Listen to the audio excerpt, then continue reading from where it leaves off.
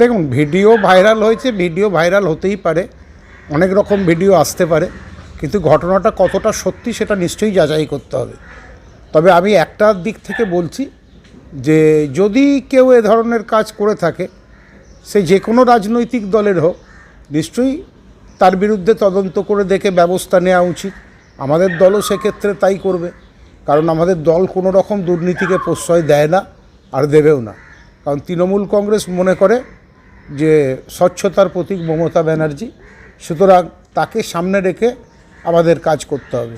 তো সুতরাং সেই জায়গায় দাঁড়িয়ে যদি এ ধরনের কেউ কাজ করে থাকে, যদি আমি ঘটনার সত্যতা জানি না, আপনারা বলছেন, আমি তার উপরেই আপনাকে বলছি যে আমরা নিশ্চয়ই তদন্ত করে দেখব যে ঘটনাটা কি ঘটেছে।